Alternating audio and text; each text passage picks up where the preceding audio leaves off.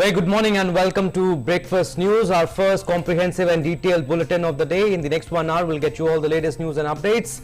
We have different segments also, from national to across the globe, to health, to weather updates, and correspondents will also be joining us to give us all the latest updates. My name is Abhishek Mahajan and with me is my colleague Preeti. Very good morning. Morning Abhishek, and a warm morning to all of you. Yes, it's the beginning of the week, the first morning of the week, and we're back once again with a packed edition of Breakfast News. We get to updates, national updates, international updates, updates from the world of business, sports, web review, enough to keep you engaged for the next 1 hour. First, we get to the top stories. PM Modi to interact with healthcare workers and beneficiaries of COVID-19 vaccination in Himachal Pradesh. Hill state successfully covered its entire eligible population with first dose of COVID vaccination. State Chief Minister to attend the event.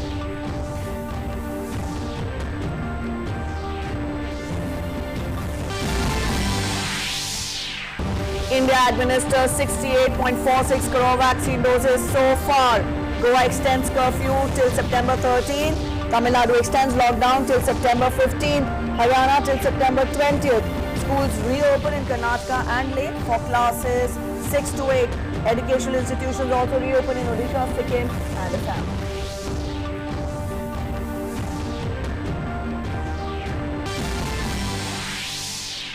Central team visits Kerala to support state in public health measures, collects sample of rambutan fruits and instructs family members and community on contact tracing and other preventive protocols. Strict protocol imposed within 3-kilometer radius of Nipah victim's house.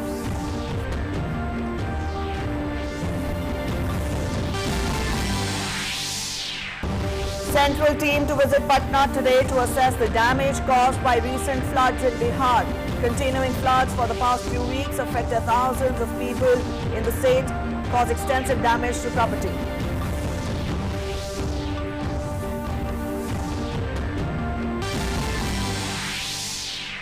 SEDA reiterates willingness to talk to farmers on all issues related to farm laws. Union INB Minister Anurag Thakur says Union government led by PM Modi has taken historic decisions for welfare of the farmers.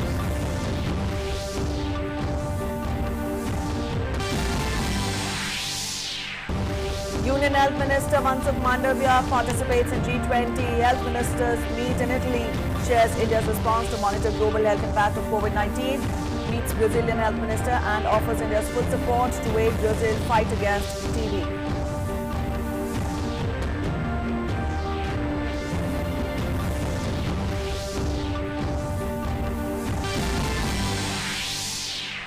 UN's Martin Griffiths meets Taliban leader Mullah Baradar in Panjshir Valley of Afghanistan. Leader of Afghan opposition group resisting Taliban forces says he welcomes proposals from religious scholars for a negotiated settlement to end the fighting.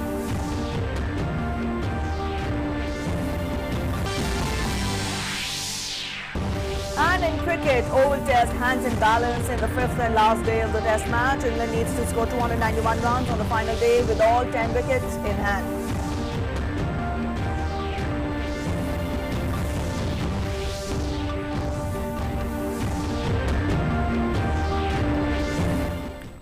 Alright, those were the top stories. Let's get to the news in detail. We begin with the national headlines first. So, Prime Minister Narendra Modi will interact with healthcare workers and beneficiaries of COVID vaccination program in Himachal Pradesh today via video conferencing. Himachal Pradesh has successfully covered its entire eligible population with the first dose of COVID-19 vaccination. The efforts by the state included geographical prioritization to focus on difficult terrains, initiatives to ensure mass awareness and door-to-door visits by ASHA workers, among others. The state gave special attention to women, elderly, Divyangjans, industrial workers, daily wagers, etc. and undertook special campaigns like Suraksha Ki Yukti, Corona Se Mukti to attain this milestone. Chief Minister of Himachal will be present during the event.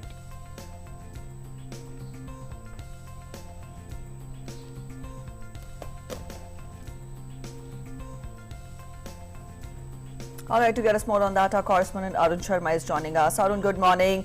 It is the first state, rather in fact it has successfully covered the vaccination program, and we talk of the entire population being vaccinated with the first dose. Indeed, it is an achievement, and it has given further thrust to the vaccination coverage. When we talk of the vaccination coverage through the entire nation, talk more about it. How was it put forth, and how was it carried out? And also tell us more about the Prime Minister's program when he interacts with the health workers in Himachal Pradesh. Make the plan start with the healthcare workers of Himachal Pradesh, and that can do that how Himachal Pradesh to achieve this milestone for vaccinating the intellectual population. This was the first dose vaccine is concerned. Apart from Himachal Pradesh, and of course Dadra and Nagar Haveli. I think we'll have to connect with Arun again. There's some connectivity issue, but again, Preeti, Prime Minister Narendra Modi will interact with healthcare workers and beneficiaries of COVID-19 vaccination program in Himachal Pradesh today via video conferencing. And like Arun was also saying, that Sikkim, Dadra and Nagar Haveli and Himachal Pradesh, they have administered the first dose of COVID-19 vaccination to 100% of their 18+ population. Indeed, yes. Even as we speak, we tell you that this is indeed a milestone achieved, and this will also give further fillip to the vaccination coverage all across the country. And still, the fight is on. The recovery rate has increased. The numbers, the cases are coming down, except for a few states. But that does not mean that we need to let our guards down. We've been repeatedly on our channels advocating, and we have been asking our viewers to be part of the Mask Up India campaign and also keep following the COVID appropriate behavior. And Arun is joining us again to talk more about it. Arun, talk about the coverage of this vaccination drive in Himachal Pradesh. We tell our viewers that the entire population has been vaccinated with the first dose. How was it executed? And also talk more about Prime Minister's function today, wherein he will interact with the health workers in Himachal Pradesh. Well, the local administration has played an important role as far as the vaccination drive is concerned in states like Himachal Pradesh. And we know this fact that not only Himachal Pradesh, Sikkim and Dadra and Nagar Haveli, they have also achieved this milestone of vaccinating all the adult population above the age of 18 years as far as the first dosage is concerned. And now, as far as second dosage is concerned, close to 20 to 40% of people have been vaccinated again as far as second dosage is concerned. So these states have played an important role as far as awareness is concerned. Various campaigns were started by the state government to ensure that vaccination coverage can be increased. Because initially we have seen that when vaccines were launched in our country, there was a vaccine hesitancy in our country. But then yes, these states and primarily now all across the country, we have seen the increased vaccination coverage or increased vaccination drive. And apart from these states, the states like Lakshadweep, Mizoram, Tripura, Ladakh.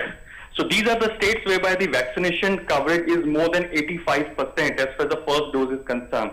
So over here we have seen that various ASHA workers, they have done door-to-door campaigning, the healthcare workers have done a door-to-door campaigning, and of course the idea is to create awareness about the vaccination in our country. Now India is inching towards the milestone of achieving close to 70 crore vaccinations all across the country. So we're inching in that direction.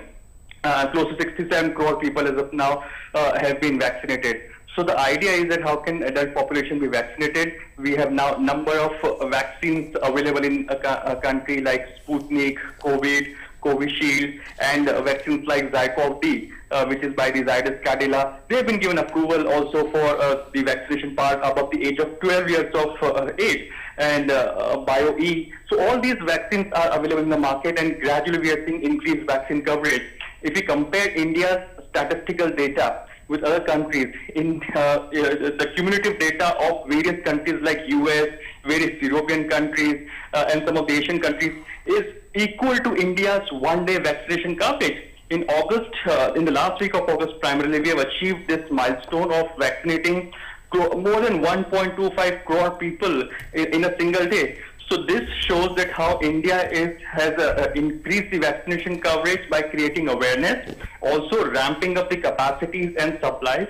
And that's the reason now the state government, state authorities, primarily district level authorities, are ensuring that how can awareness be created so that people come forward and of course to go ahead with the vaccination aspect. And Prime Minister Narendra Modi today will be interacting with the healthcare workers to know the experiences of the healthcare workers as far as vaccination drive is concerned, and also to know that what are the weaknesses, how can they be removed, what are the bottlenecks, and how can the vaccination coverage be increased. So he'll be taking the first-hand information from the healthcare workers, will be interacting, and will also be assuring that how can a major awareness can be created in country like India. And of course, in that context, this is going to be a very significant interaction of Prime Minister Narendra Modi with the healthcare workers of Himachal Pradesh specifically, which has achieved this milestone of vaccinating 100% of its adult population as far as the first dose is concerned. Right, Arun, and Himachal, they aim to conclude second dose by November 30th. What are the factors that have helped the state's case? You mentioned about there has been a little vaccine hesitancy. Empty school buildings have also been utilized. Vaccination center availabilities and several campaigns, like you mentioned, have also been run. Proper planning, I would say, has played an important role as far as this increased vaccination is concerned, because how to give vaccines and of course how to utilize the vaccination centers, and at the same time how to create vaccination awareness via ASHA workers and various other healthcare workers.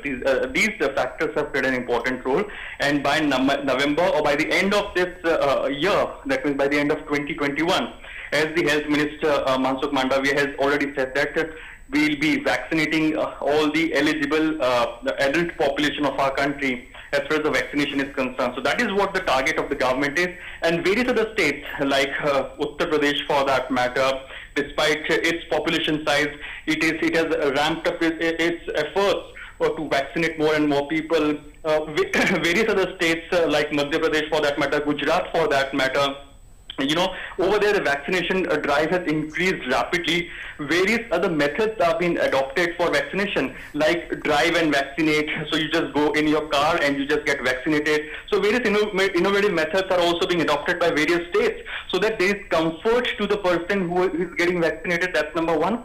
Number two, as we know, this side a 25% quota is reserved for the private players. That means hospitals can directly procure from the manufacturer, and they can privately or they can vaccinate the people. And 75% is being procured by the government. So with this methodology, with the private and of course the government participation, we have seen that all those who want to pay and get vaccinated, they are also getting vaccinated. And for those who want to get it for free, they are also getting vaccinated, because government has increased, or primarily the manufacturers in our country has ramped up its capacities as far as vaccination is concerned. Even Covaxin recently has started its new manufacturing plant in Gujarat. So this will also help in ramping up the capacities for the vaccine manufacturer like Covaxin. And of course, with this method, India is all set to achieve the 100% coverage of its entire adult population by the end of this year. So that is what the government is targeting. And states like Himachal Pradesh, Sikkim are acting like a role model as far as vaccination coverage is concerned. Absolutely, Arun. Himachal Pradesh has set a benchmark, and PM Modi would interact with people who have set an example. Thank you, Arun. Thank you for giving us your vital inputs. India also continues to cross milestones as far as the vaccination drive is concerned. 68.46 crore vaccine doses have been administered so far under the nationwide vaccination drive. Also out of this, more than 71 lakh people were vaccinated in the last 24 hours. The union government is committed to accelerating the pace and expanding the scope of COVID-19 vaccination throughout the country.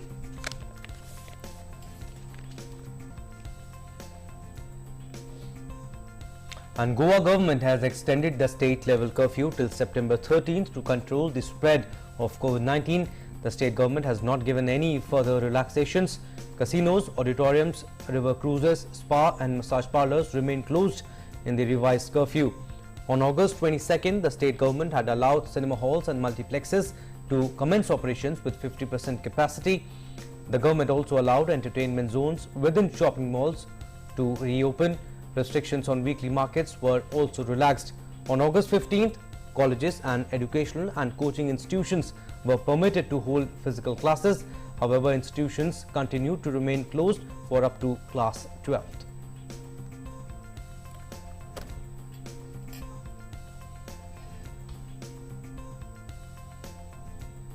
Looking at the rising cases of COVID in the neighbouring state, Tamil Nadu government has imposed fresh restrictions in the state till September 15th. Entry to the sea beaches will be prohibited on Sundays. Taking preventive measures, Tamil Nadu government also banned Ganesh Chaturthi processions ahead of the festive season. The state government said that the individuals are allowed to take Ganesh idols to immerse them in the beaches, but processions are banned. All district collectors have been directed to ensure precautionary measures are in place to control the spread of the virus.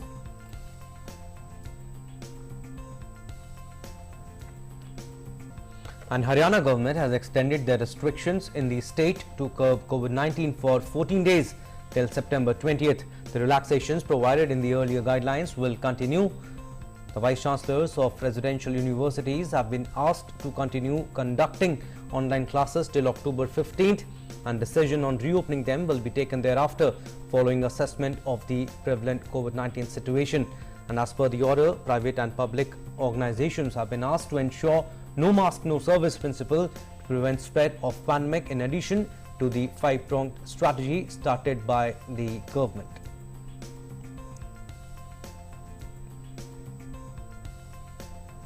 Karnataka schools reopened today for students for classes 6 to 8. The government of Karnataka had already reopened the schools for students of classes 9 to 12 in districts where COVID positivity rate was less than 2%. The schools for the senior classes were reopened from August 23rd, while with several safety guidelines in place. The state government has also issued a list of guidelines to all the schools for safety of the students and also staff members.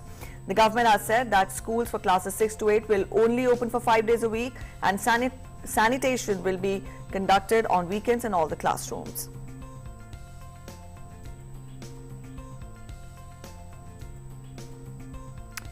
In Leh 2, schools reopen for classes 6 to 8 from today onwards. All schools have been advised to strictly adhere to COVID-19 protocols, and also COVID appropriate behavior has to be followed. The reopening of schools for the rest of the classes will be reviewed separately.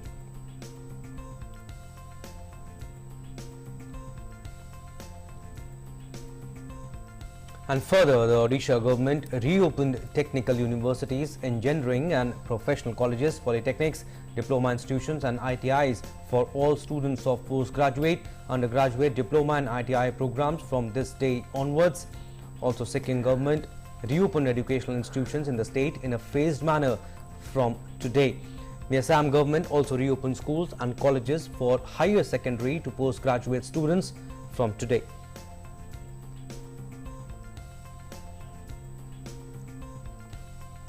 Positivity rate and also daily fresh cases showed some decline in Kerala, as 26,701 new cases were added to the active cases as compared to above 30,000 figures over the last week. The positivity rate was also comparatively low at 17.17% on Sunday, when 1,55,543 samples were tested. Also, currently Kerala has 2,47,791 active cases, and 70 more deaths were confirmed on Sunday due to COVID.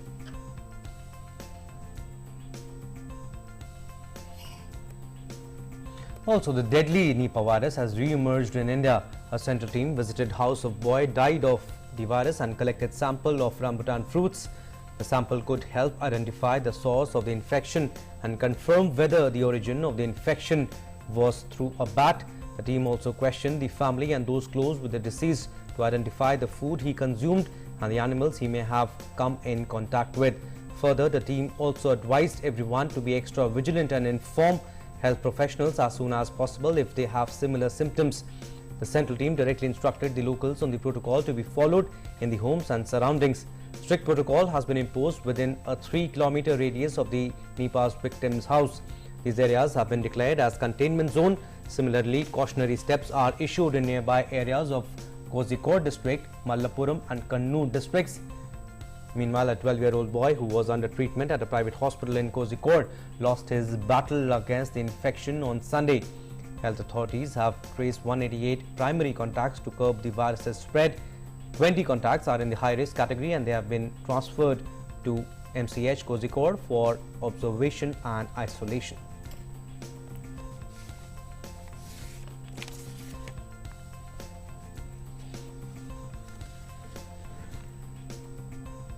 Alright, Ajay Joy is joining us on phone line to get us more on that. Ajay, we've given a brief outline of the current situation there in the state where we talk of re-emergence of Nipah virus. You spell out more details first?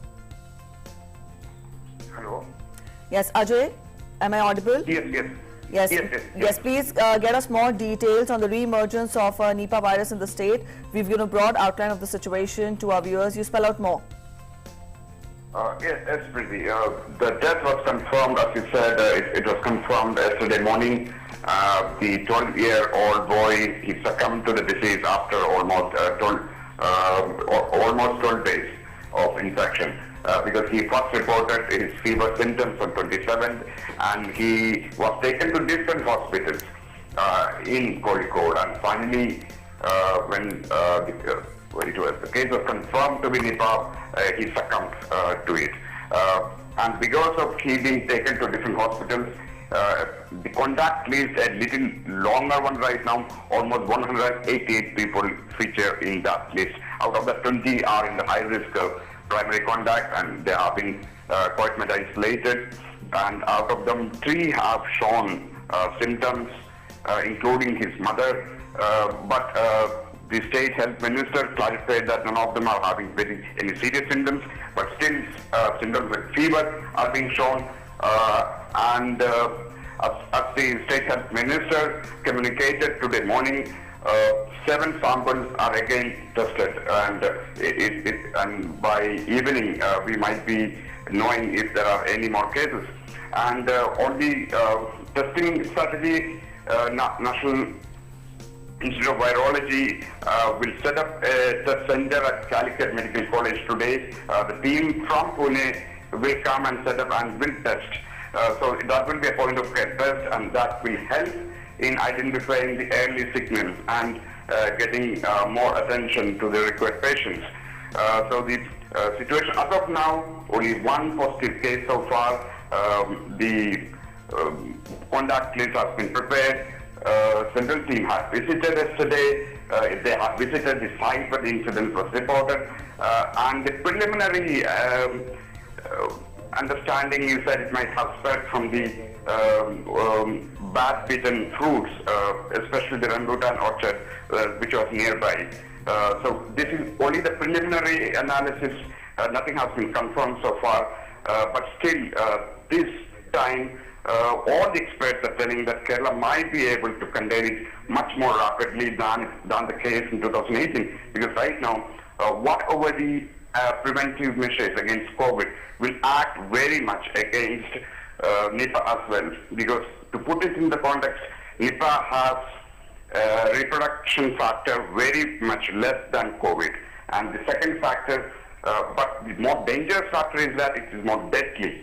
The fatality rate is too high. So once it has been identified, a confirmed case is identified, the complete attention should be for treating the patient, as well as to contain this pandemic. This disease is also very important because of this deadly nature. But on the preventive side, we are right now better equipped. All right. Thank you so much, Ajay, for joining us with those updates. Right, moving on to our next story now. In Uttar Pradesh, dengue and viral fever are taking a toll in districts like Firozabad. Considering the situation, the Firozabad district administration has issued an order to drain out stagnant water from coolers, pots, plastic utensils, among others, to prevent the spread of the disease. The district has been battling an outbreak of dengue and viral fever for the past 2 weeks that has claimed 51 lives, mostly of children so far. There is a steady stream of hospital admissions of people suffering from dengue in Uttar Pradesh's Firozabad district. The district chief medical officer says over 50 people died in Firozabad in the last few days. एक और बड़ी है 50 से 51 death हो गई हैं पहले से कंट्रोल होता जा रहा है भाई, आप लोगों के सहयोग से, जनता के सहयोग से, प्रसाद सहयोग से, और जन जागृति पैदा होगी फिरोजाबाद में। और इसको हम और बढ़ाना चाहते हैं कि लोग आएँ और हमें सहयोग करें, जिससे कि हम अपने सभी जनता को सेवा कर सकें। Cases of dengue and other viral fever are also being confirmed in districts close by to Firozabad, such as Mathura and Agra. Even in districts like Sitapur and Prayagraj, several cases of the fever among children have emerged. हमारा जिला अस्पताल लगभग भरा हुआ है, medical ward हमारा भरा हुआ है लगभग पूरा। तो मतलब इसमें ऐसा नहीं कि बुखार के पेशेंट हैं, और भी मरीज होते हैं, खांसी के भी होंगे और टाइफाइड के भी होंगे, और भी तरीके के पेशेंट हैं। पूरा इलाज कर रहे हैं। बाकी इसकी सूचना हम डेली सीएमओ ऑफिस भेज देते हैं सीएमओ को, और वहाँ से उसकी मॉनिटरिंग होती है। जहाँ पे टीम भेजनी होती है वहाँ टीम भेज रही है सीएमओ। 200 बेड का बच्चों का वार्ड बन रहा है मेडिकल कॉलेज में, बहुत जल्द वो चालू हो जाएगा। जब भी चालू हो जाएगा तो 200 बेड वहाँ रहेगा, 120 बेड यहाँ रहेंगे। तो मेरे पास 300 बेड उपलब्ध हो जाएंगे और बच्चों की सेवाएं सुधार देने की कोशिश किया जाएगा। Health services have been augmented in the affected districts, keeping the rising number of cases in mind. Bureau Report, DD India. A 6-member central team will visit flood-affected areas of Bihar today. The team, headed by Joint Secretary in the Ministry of Home Affairs, will include officials from road transport and highways, agriculture, health and sanitation, among others. The team will visit the flood-hit areas of the state and will also make on-the-spot assessment of the damage caused to public and private properties and also crops. It will submit its report to the central government. Meanwhile, the Minister of Water Resources Development, Sanjay Kumar Jha, visited the embankments in Banka district. He instructed the authorities to keep a 24-hour vigil on the embankments. The flood situation has somewhat eased in the 15 flood-hit districts of North Bihar as the water discharge has reduced from Kosi and Gandak barrages. However, 1,652 villages are still facing the wrath of the floods.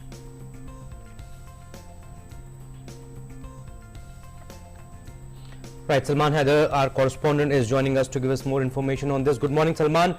Central team is coming to Bihar to assess the magnitude, or we may say devastation or damage caused by the floods in the state. Give us more details, the schedule, who all are expected to come and what areas are they going to visit in North Bihar? Yes, Abhishek and Preeti, very good morning to you. The central team is coming today, and the team the members will go to, as you know, the worst affected districts of Champaran, Samastipur, Gopalganj, among others, and they will stay here for 2 days and will have consultations with the state officials. The state government is also supposed to submit a memorandum regarding the losses to crop, public and private properties, infrastructure, etc. And the central team will of course submit its report to the Indian government for the relief, for the magnitude of relief to be provided to Bihar as far as the flood damages are concerned. So, and now, as you said, the flood situation has eased in East Champaran, but several, 15, districts are still flood affected. These include Muzaffarpur, Darbhanga, Khagadiya, Saharsa, Patna, Vaishali, Bhagalpur, Saran, Katihar, Munger, Samastipur, Sitamarhi, East Champaran, Gopalganj and Madhepura. So the situation is somewhat grim right now, but the discharges from Kosi and Gandak barrages have reduced to 1,83,000 cusecs, and the discharge is on a falling trend. So the situation will further improve during the day. And the light to moderate rain has been reported from all the flood affected areas during past 24 hours.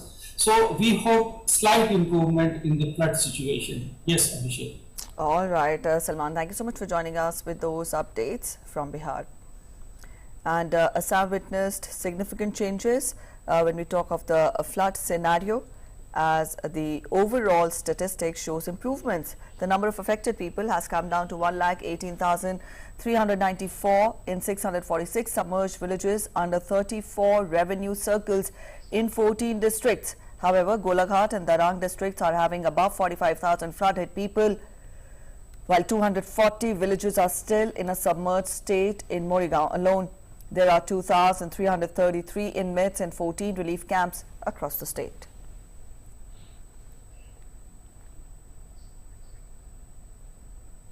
Right, moving on to our next story now. President Ramnath Kovind will present President's Colour to the Indian Naval Aviation at a function at INS Hansa at M Goa today.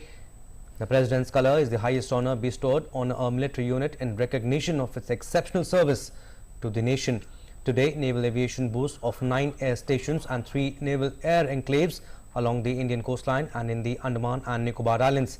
Over the past 7 decades, it had transformed into a modern, technologically advanced and highly potent force with more than 250 aircraft comprising carrier-borne fighters, maritime reconnaissance aircraft, helicopters and remotely piloted aircraft.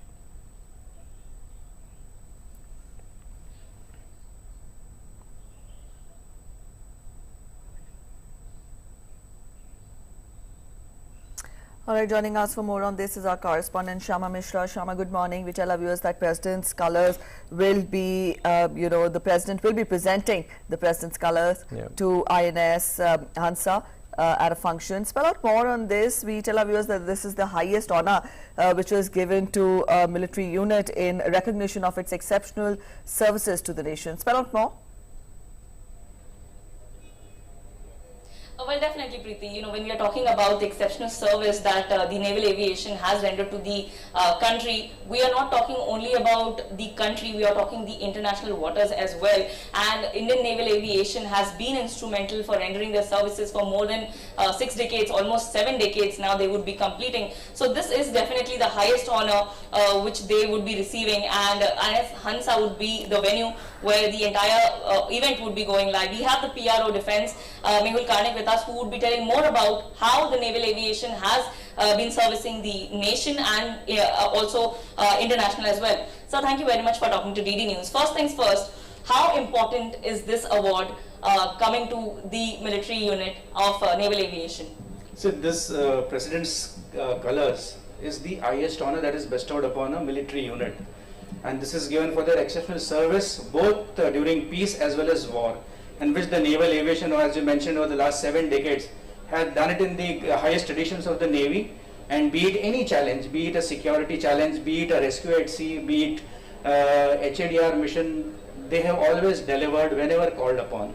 And with a very modest beginning of after independence, as you mentioned, somewhere in 51 onwards, we got the first Sea Land aircraft. From there on, the naval aviation assets have improved and increased. The Navy has been procuring them, and slowly now we are at the cutting edge of technology.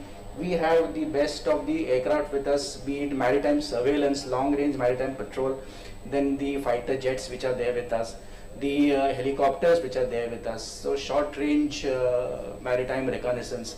So in this we are able to cover our entire area of interest. We are able to give a complete security and surveillance cover over that.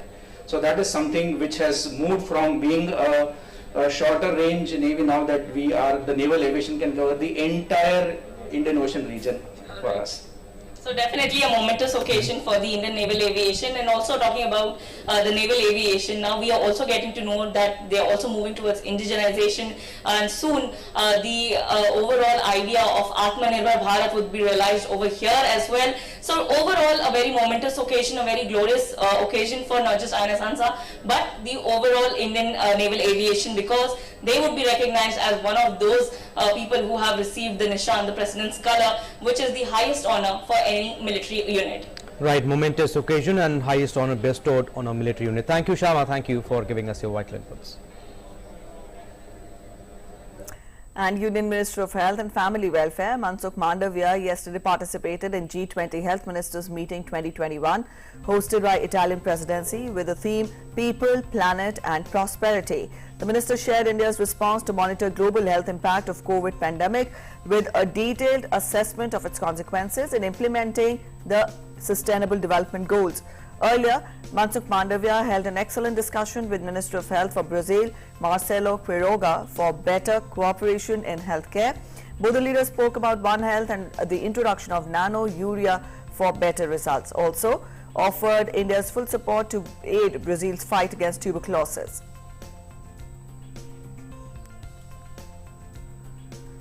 In a series of tweets, he said, interacted with Honorable Sajid Javed, UK Secretary of State for Health and Social Care, and highlighted various areas of cooperation in the field of healthcare. Our discussions included ways to promote digital health and also enhancing access to new models of telemedicine. I invited the UK Health Minister for a visit to India and discussed a roadmap for a new health dialogue between the two countries. UK appreciated India's management of COVID and congratulated on administering first COVID vaccine dose to more than half the population.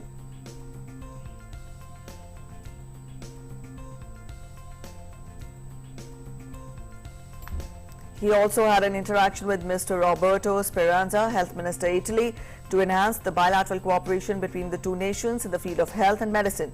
He also discussed giving priority in travel to Indian vaccinated students enrolled in Italian educational institutions. Also invited Italian pharmaceutical companies to invest and expand their businesses in India.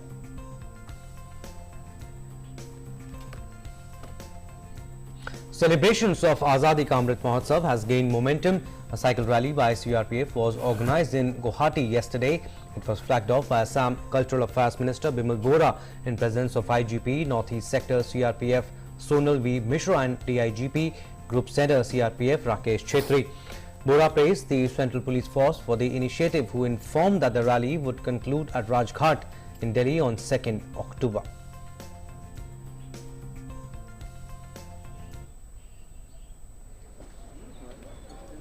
आज़ादी का अमृत महोत्सव सारी देशवासी मनाई जा रहा है और इसका अवसर पे आज गुवाहाटी का ये सीआरपीएफ का जो ग्रुप केंद्र है, यहाँ से एक साइकिल रैली दिल्ली का राजघाट तक पहुंचेंगे अक्टूबर 2 में।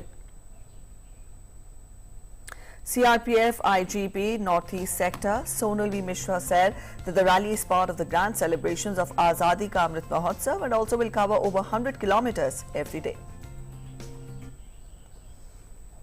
आज़ादी के अमृत महोत्सव पर सीआरपीएफ की ये अनूठी पहल है, जो भारतवर्ष के 4 डायरेक्शन से नॉर्थ, साउथ, ईस्ट, वेस्ट चारों दिशाओं से राजघाट में साइकिल रैली का आयोजन किया गया है और नॉर्थ ईस्ट की साइकिल रैली का हम लोग अंश हैं, जिसको आज हम लोगों ने यहाँ से विदा किया है। हर दिन ये साइकिलिस्ट करीब लगभग 100 किलोमीटर की दूरी तय करेंगे और इन्होंने ग्रुप सेंटर सिलीगुड़ी में इनका पड़ाव होगा अगले 4 दिनों के बाद। CSIR CMERI developed a mechanized scavenging system which was initiated after intensive studies of the diverse nature of Indian sewerage systems and the manner of its stockages. The technology is modular in design so as to ensure customized deployment strategies as per situational requirements. Has more in this report by our correspondent Tapas Bhattacharya. Taking a cue from Prime Minister Narendra Modi's clarion call of Swachh Bharat Abhiyan and also to end discriminatory and hazardous practice of manual scavenging, CSIR and CMERI has developed a mechanized scavenging system. The system initiated after intensive studies of diverse nature of Indian sewage systems and the manner of its stockages. The technology is modular in design so as to ensure customized deployment strategies as per situational requirements. हम लोगों ने 3 अलग अलग device बनाई है जो sewage water को drain करने में काम आते हैं और मेन होल होता है जब वो चौक हो जाता है सीवेज सिस्टम, तो उसके थ्रू जाके हम ड्रेन को क्लीन कर पाए या ड्रेनेज सिस्टम को क्लीन कर पाए। इनकी कॉस्ट शायद 5 लाख से 25 लाख तक की है।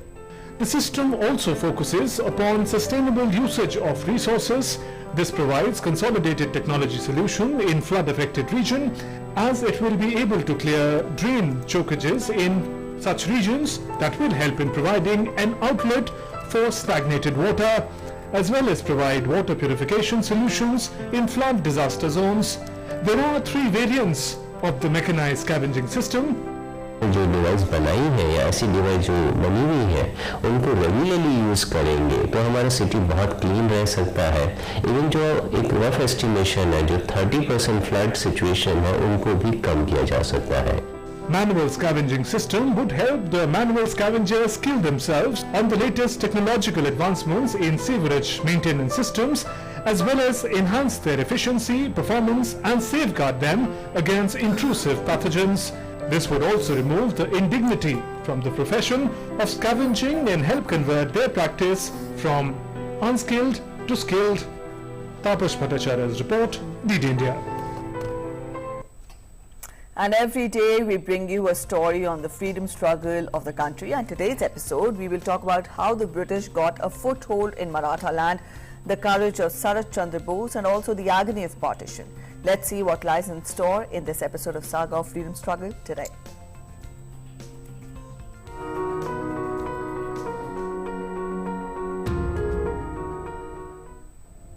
धरती जयकारा गगन है सारा गूंजा रे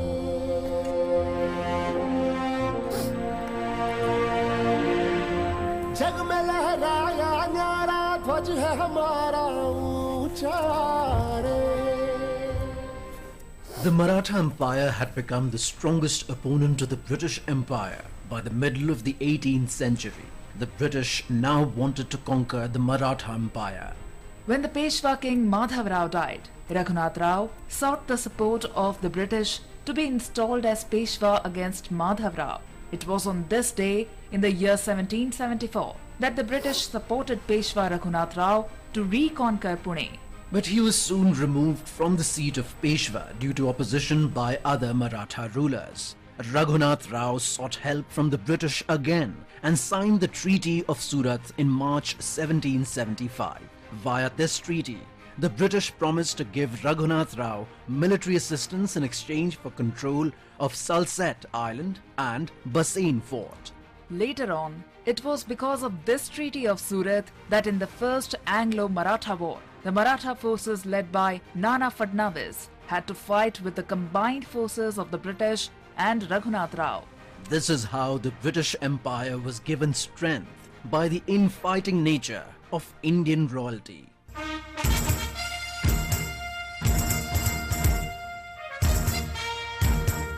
Today is also the birth anniversary of Sarat Chandra Bose. Born in 1889 at Cuttack in Odisha, he was the elder brother of Subhash Chandra Bose. He qualified as a lawyer in 1911 and went to England. With the legendary Nripendranath Sarkar as his mentor, Sarat Chandra achieved great fame as a barrister. He began a successful legal practice upon his return to India, but later abandoned it to join the civil disobedience movement. In a report of the then Government of India's Home Department, he was described as the power behind his brother Subhash Chandra Bose and the financier of the civil disobedience movement in Calcutta. He established a news agency, Orient Press Agency, in 1929. In the 1940s, he started the paper The Nation. For some years, Sarat Chandra Bose also indulged in electoral politics and held various positions. Sarat Chandra believed that nothing which is morally wrong is politically right. This served as his guideline throughout his life. Sarat Chandra Bose was the first to protest against the partition of Bengal and Punjab. He consistently opposed the partition, both before and after the publication of the Mountbatten Plan. It was on this issue that he resigned from Congress in January 1947 and started a protest campaign in February 1947. Soon after India achieved her independence on 15th of August 1947, Sarat Chandra advocated the setting up of a regional organization with India, Pakistan, Nepal, Burma and Ceylon as its constituent members. He stood for the unity of Asia's southeastern nations as well. Also, in August 1947, Sarat Chandra Bose formed the Socialist Republican Party, and in 1949, Sarat Chandra formed the United Socialist Organization that sought to bring all the socialist forces of the country on a common platform. Sarat Chandra Bose was a true nationalist, and he continued his untiring efforts to prevent partition in various ways till the very end.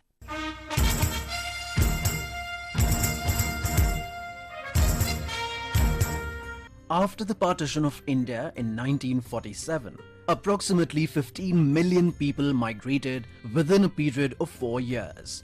To manage the situation, on this very day in the year 1947, the government of India created a new Ministry of Rehabilitation. The wounds of partition cannot be healed so easily.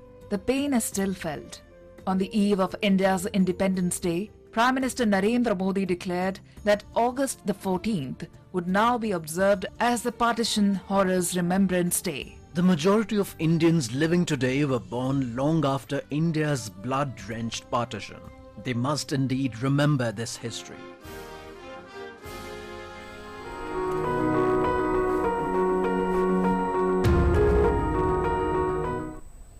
Right, so courage of Sarat Chandra Bose. Let's move on to our next segment now, which is Across the Globe.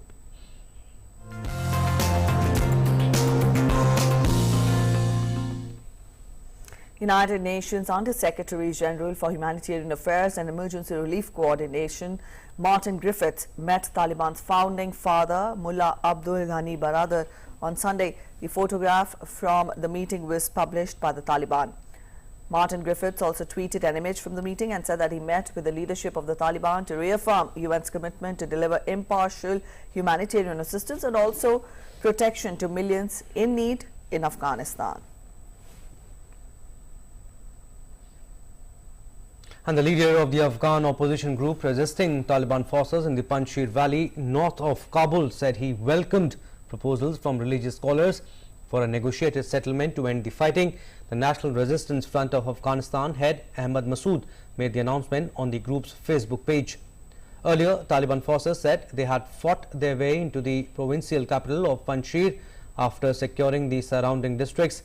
The Islamist Taliban took control of the rest of Afghanistan 3 weeks ago on August 15th after the Western-backed government collapsed and President Ashraf Ghani fled the country.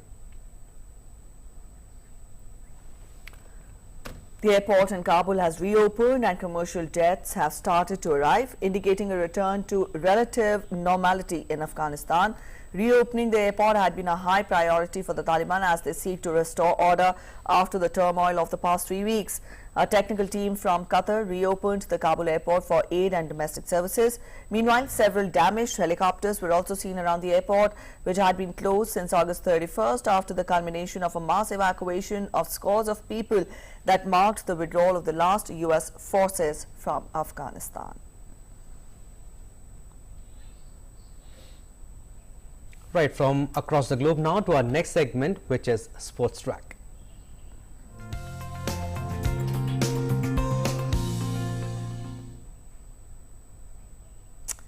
All right, let's talk of cricket first. The fourth test between India and England being played at the Oval has become exciting. On the fourth day yesterday, India set a target of 368 runs for England to win. In reply, at the end of 4 days' play, the hosts scored 77 runs without losing any wicket and also now need 291 runs to win. Haseeb Hameed is unbeaten on 43 and Rory Burns is unbeaten on 31.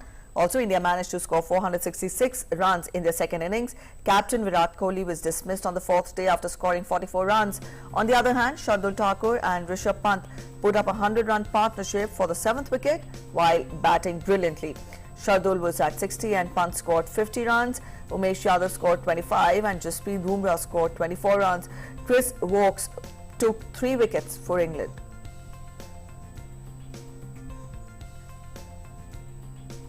Right, so intriguing day today is expected and any result is possible. Now update from tennis now, US Open. A dominant Daniil Medvedev is playing the best ball so far at the 2021 US Open. The 25-year-old has yet to lose a set and has lost only 32 games in 4 rounds, streaking into the quarterfinals for the third consecutive year. Medvedev, the 2019 runner-up at the US Open, defeated the Brit Daniel Evans, the 24th seed, with ease 6-3, 6-4, 6-3 behind 42 winners in just 1 hour and 43 minutes. In men's singles, 11th seed Diego Schwartzman was defeated by qualifier Dutchman Botic van de Zandschulp. Schwartzman lost the match 6-3, 6-4, 5-7, 5-7, 6-1. With this win, Dutchman has reached his first major quarterfinals. He will now face second seed Daniil Medvedev for a place in the semis. And in women's singles, number 5 seed Elina Svitolina became the first player to reach the 2021 US Open quarters with a 6-3, 6-3 defeat of number 12 seed Simona Halep in 1 hour and 16 minutes. And continuing with women's singles, world number 2 Aryna Sabalenka overcame early mistakes to advance past Belgian Elise Mertens 6-4, 6-1, reaching the US Open quarterfinals round for the first time.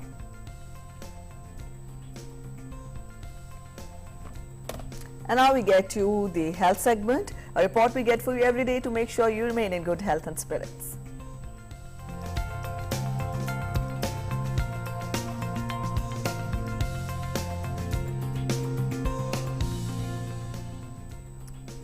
Good nutrition is the foundation for infant health. Take a look at this report and understand the importance of feeding the newborn soon after birth, and also colostrum, the first feed for the newborn.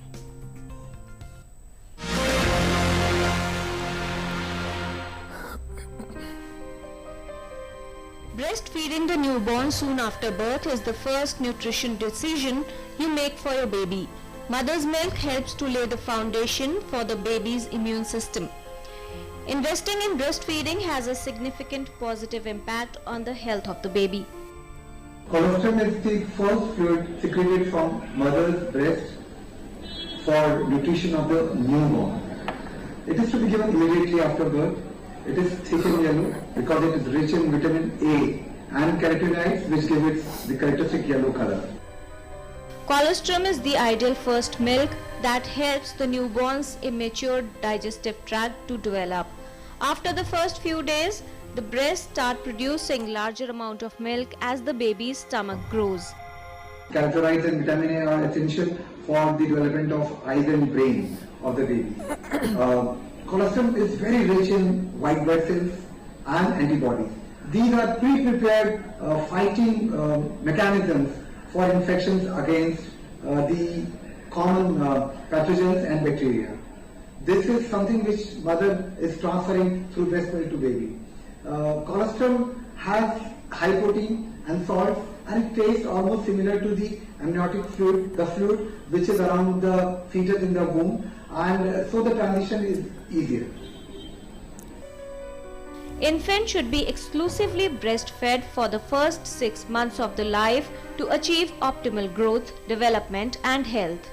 Breastfeeding is one of the most healthiest start to the life of a newborn. Kiran Bhardwaj, DD News.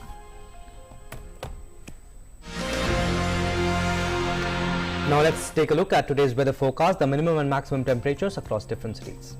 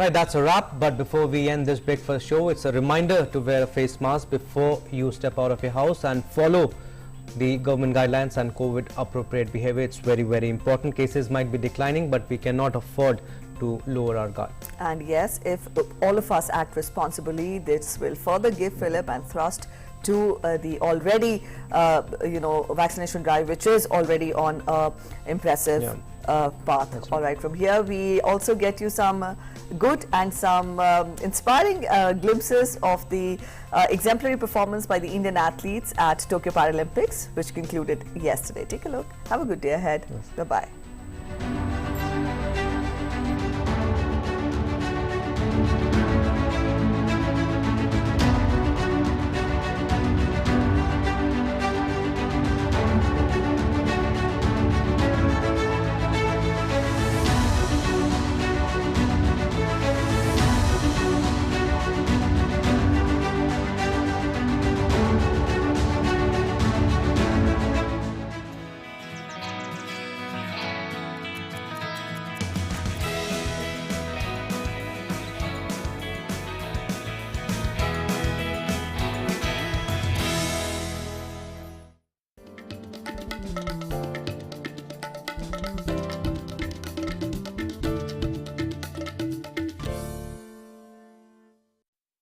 The changing world of news.